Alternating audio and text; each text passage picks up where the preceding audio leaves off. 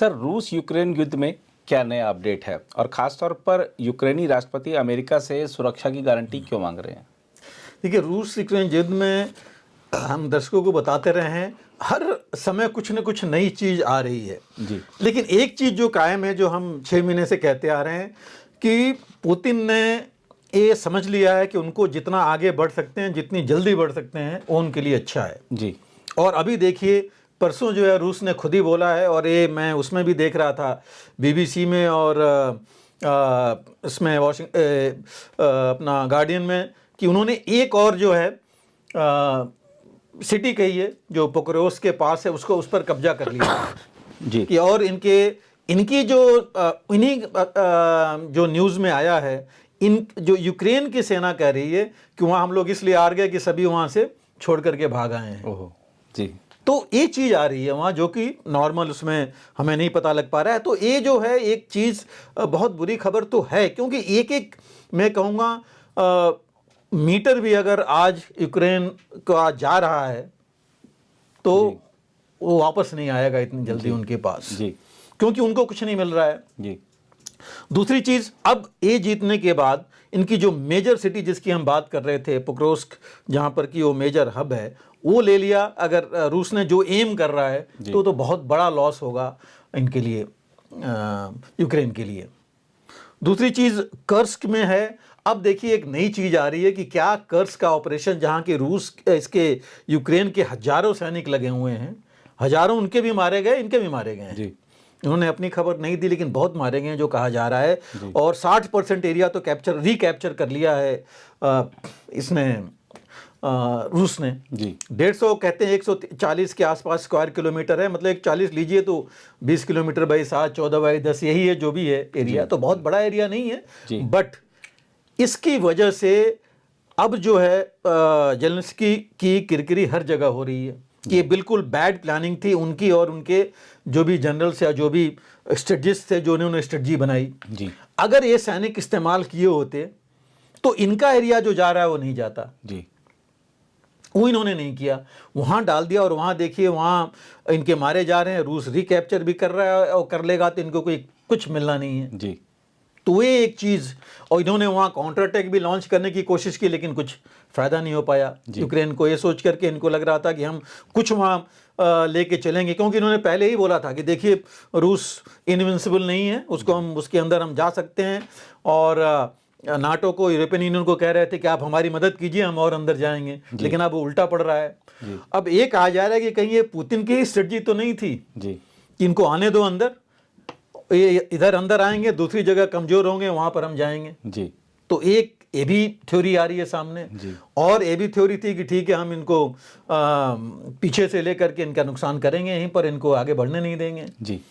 तो इनका ही ओवरऑल अगर देखा जाए तो नुकसान यूक्रेन का ही हुआ है, क्योंकि वहाँ 150 स्क्वायर किलोमीटर दे करके, और यहाँ पर अगर ये इनकी बीबीसी ने जो मैं न्यूज़ उनकी देख रहा था कि इसमें ये कहा जा रहा है कि 2024 में रूस ने तकरीबन 4200 स्क्वायर किलोमीटर कैप्चर कर लिया है।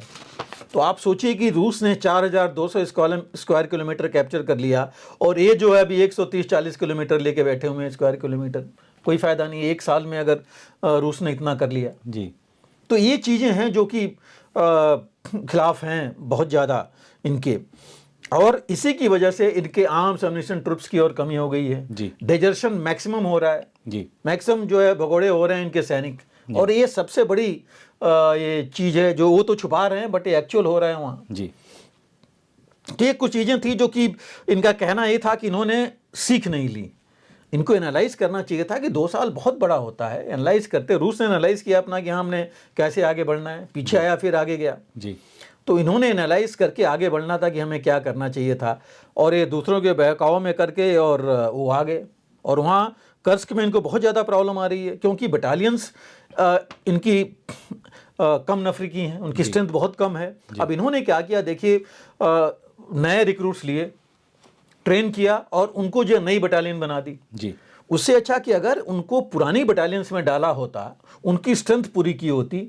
अगर नहीं बनानी थी तो मिक्स करके बनाए होते। अब इसकी नहीं करने की वजह से वो बटालियन ऑलरेडी कमज़ोर थी, आपने नंबर दे दिया, एक और बटालियन भेज दिए और वो कुछ कर नहीं पाए। तो ये भी काफ़ी प्रॉब्लम वहाँ पर हुई। इन्होंने एक नई ब्रिगेड बनाई थी 155 155 ब्रिगेड की ब्रिगेड कहते हैं इसको जी, जिसकी ट्रेनिंग फ्रांस में हुई थी। जी, फ्रांस के ये मैं कहूँगा नाटो में इन्होंने ट्रेन किया था और ये थी कि बहुत अच्छी ब्रिगेड है, इसको लेटेस्ट नाटो वेपन्स मिले थे, सब कुछ मिला था जी। कि ये जो है बहुत कुछ वहाँ करेंगे। और लेकिन इस ब्रिगेड में सबसे ज़्यादा भगोड़े हुए हैं, सबसे ज़्यादा डिजर्शन हुआ है। लगा था कि ये बहुत ट्रेंड हैं, बहुत अच्छे वो करेंगे, लेकिन नहीं हुआ। जी, वहाँ से ज़्यादा निकल के आए हैं। अब ये प्रॉब्लम क्यों है? क्योंकि वहाँ पर जो इनके लीडर्स थे, जो इनके सीनियर्स थे, उनमें स्टाफिंग पूरी नहीं थी। जी, इनको बताने रोकने वाले सिखाने वाले नहीं आए कि कैसे क्या करना है। लीडरशिप कमज़ोर थी, जी, इसकी वजह से ही ये मेजर हुआ है। तो ये सारी चीज़ें जो है इवन जो खुरका अभी कुरा खोए वाला जो इलाका जीता है, जिसकी मैं बात कर रहा था शुरू में, इसी वजह से जीता इन्होंने। हमने वह भी बोला कि वहाँ से तो छोड़ के भाग आया यूक्रेनी सैनिक, जी, क्योंकि बटालियन कमज़ोर थी और निकल आए वो। तो इस वजह से जो है स्ट्रेटजी, इवन कर्स्क इसीलिए कहा जा रहा है कि इनकी स्ट्रेटजी ठीक नहीं रही। जी, तो अब ये चीज़ आ रही है इनके ऊपर। और जेलेंस्की अब देखिए पूरी तरह ट्रंप के ऊपर डिपेंडेंट हो गए हैं। जी। हर जगह यही कह रहे हैं कि ट्रंप ही ये युद्ध को रोक सकते हैं और वो जो है गारंटी दें सिक्योरिटी की। अब ये लेके चल रहे हैं, पहले कुछ और ही कह रहे थे। तो वही कह रहा हूँ, इनकी भी स्ट्रेटजी थिंकिंग जो है, मेरे ख्याल से जैसे इनके जनरल थे उस हिसाब से अगर ये भी करते रहेंगे तो और मुश्किल होगा। और इसकी वजह से देखिए, आपको एक चीज़ हमको समझना पड़ेगा, पुतिन और मजबूत हो रहे हैं। जी, वो तो कह रहे हैं कि ये कितना मांग रहे हैं, इनको ना रिसोर्सेज मिल रहे हैं, ना वेपन्स एम्युनिशन, कुछ नहीं मिल रहा है। यूरोप भी डर रहा है कि भाई और आगे मत बढ़ जाए, हमको उससे खतरा नहीं होने लगे। जी। और इनकी आर्मी वैसी ही भाग रही है, हम आगे बढ़ रहे हैं, तो वो तो और मजबूत होंगे, जी, मजबूत लेके अपने आप को चलेंगे। और हालांकि अगर ये अच्छी तरह कर्स्क में इन्होंने प्लानिंग की होती तो जो वहाँ का न्यूक्लियर पावर प्लांट है, ब्रैंस्क में देखिए उनकी इंडस्ट्रीज और बाकी इलाके हैं, उनको ले सकते थे, जी, उससे फ़र्क पड़ता। लेकिन अब तो और पीछे हट गए हैं, तो कैसे, अब तो टाइम ही नहीं है इनके पास जी। इतना जाने के लिए। और जो ऑफिशियल क्या मतलब, अगर नाटो ये कह रहा है कि इनके 10 लाख से ज़्यादा सैनिक मारे गए जी, यूक्रेन के, तो कायदे में तो इनके एक्चुअल में तो बहुत ज़्यादा मारे गए हैं। बिल्कुल।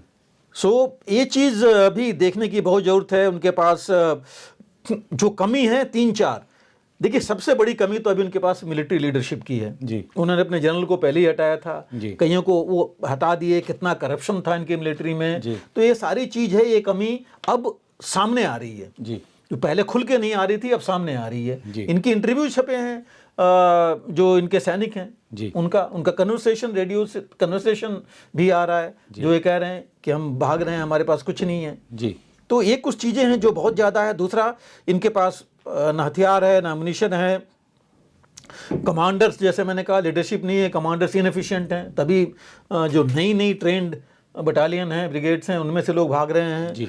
और मदद यूरोपियन यूनियन से आ नहीं रही है। जी। अमेरिका तो वैसे ही अब कुछ देना नहीं है, जितना हो गया।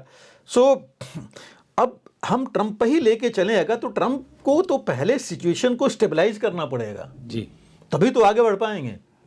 और स्टेबलाइज करने के लिए उनको बात करनी ही पड़ेगी पुतिन से। और अगर पुतिन के पास तो ऑप्शंस हैं, इनके पास ऑप्शंस नहीं है। कि ट्रंप के पास ये तो जरूर है कि ये तो पता है कि वो ज़्यादा हथियार एम्युनिशन अभी नहीं देंगे, जी, कि भाई कुछ हो ही नहीं रहा है हासिल, वहाँ सिर्फ लाशें ही दिख रही हैं, उन्होंने पहले ही बोल रखा है। तो सबसे बड़ी जो पहली चीज़ है कि नेगोशिएशन शुरू कैसे होगा। जी, शुरू करने के लिए कोई स्टार्ट पॉइंट तो चाहिए। जी, वो स्टार्ट पॉइंट कौन देगा? पुतिन देंगे तभी तो होगा कि हाँ हम तैयार हैं, लेकिन कब तैयार हैं, किस टर्म्स कंडीशंस पर हैं, कैसे बातचीत होगी, तभी तो होगा। जी, तो ये एक चीज़ है जो क्वेश्चन मार्क अभी वहाँ लगा हुआ है। दूसरा है जो यूक्रेन के कमांडर्स जो हैं वो भी समझ रहे हैं।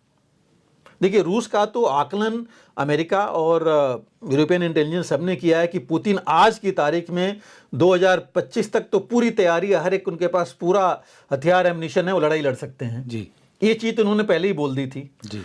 अब जो है यूक्रेन के जो कमांडर्स है वो भी धीरे धीरे समझ रहे हैं कि भाई हमें लग रहा है कि अपने आप ही कुछ करना पड़ेगा, हम यूरोप और अमेरिका पर बहुत ज़्यादा अब डिपेंड नहीं हो सकते हैं।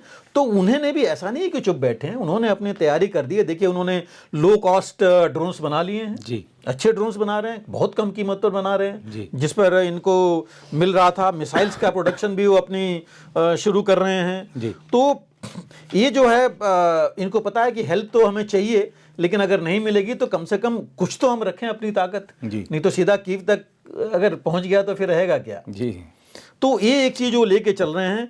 और देखिए अगर मदद भी आती है यूरोप से, पीस मील में आई, छोटे छोटे आए, तो उससे कुछ फायदा नहीं होना। आप देखिए कितने टैंक्स आए, अब्राहम से लेकर के सारे टैंक्स आए, कुछ फायदा तो हुआ नहीं। F-16 इनको 6 मिल गए थे, क्या फायदा हुआ उसका। जी। तो ये सब चीज़ें हैं कि उससे कुछ इन्होंने शोर मचा के कहा कि हम डीप रूस के अंदर मिसाइल्स अपने 80 ACMs जो है डाल रहे हैं, टैक्टिकल मिसाइल्स, लेकिन हुआ क्या जी। और ज़्यादा इनका नुकसान हुआ। तो चीज़ वही है कि उन्होंने मिला क्या। और ये भी देख रहे हैं पुतिन और उनके कमांडर्स की तीसरा साल लड़ाई का। अब क्या हो रहा है, अब जो है 3 साल के बाद लोग जो है यूरोपियन यूनियन के लोग खुद ही ये देख रहे हैं कि भाई अब कॉम्प्रोमाइज हो जाए, बजाय हम इसके अंदर पड़े रहें, इतना नुकसान कराएं। तो ये भी वो देख रहे हैं कि अभी जो है और ज़्यादा कोई ज़्यादा सपोर्ट उनको मॉरल या मटेरियल नहीं मिलनी है जी। तो वो दोनों चीज़ वो देख रहे हैं। और पुतिन जैसे मैंने कहा अपने टर्म्स पर चाहेंगे बात करना जी। तो वो भी चीज़ देखना पड़ेगा, स्टार्ट पॉइंट लेना पड़ेगा कैसे होगा। और देखिए एक चीज़ और हमें समझना पड़ेगा, यूक्रेन आज भी 20% जो ले लिया है रूस ने वो अलग की बात है, तब भी यूरोप का सबसे बड़ा देश है जी। Area wise. जी। आज भी देखिए अगर आप तो सबसे बड़ा देश है ये। एग्रीकल्चरल फूड के मामले में सुपर पावर तो था ही जी। सबसे ज़्यादा एक्सपोर्ट यहाँ से होते थे। मिनरल्स और बाकी चीज़ें, रेयर अर्थ्स हैं, इंडस्ट्री इनकी बड़ी तेज थी। तो एक सारी चीज़ें थी इनके पास, इनोवेशन और बाकी चीज़ें कर सकते थे। बट क्या नाटो या यूरोपियन यूनियन, नाटो तो छोड़िए, मैं यूरोपियन यूनियन ही कहूँगा, ट्रम्प तो चाहेंगे नहीं कि सीधा क्या वो यूरोप से रूस से वो आएंगे बदला लेने के लिए जी। तो ये जो चीज़ें हैं ये लगता नहीं है। और पुतिन ने देखिए मुझे लगता है कि इनके जो एक 18th सेंचुरी में जो पीटर द ग्रेट थे उनके उस पर ये लेके चल रहे हैं कि उन्होंने जो है वो बोला है कि हम रिक्लेम कर रहे हैं अपने जो है हिस्टोरिकल रशियन जो लैंड है उसको रिक्लेम कर रहे हैं। शायद वो ये अगर चीज़ लेके चलेंगे कि हम रिक्लेम करना चाहेंगे जी, तो मुझे नहीं लगता कि वो इतनी जल्दी चाहेंगे शांति प्रस्ताव के लिए एग्री करना या सीज फायर करना। जी बिल्कुल सर। अगर आप भी लेना चाहते हैं देश दुनिया की तमाम जानकारी तो आज ही सब्सक्राइब करें हमारे चैनल को। साथ ही नीचे दिए बेल आइकन को जरूर दबाएं ताकि हर अपडेट आप तक पहुंच सके।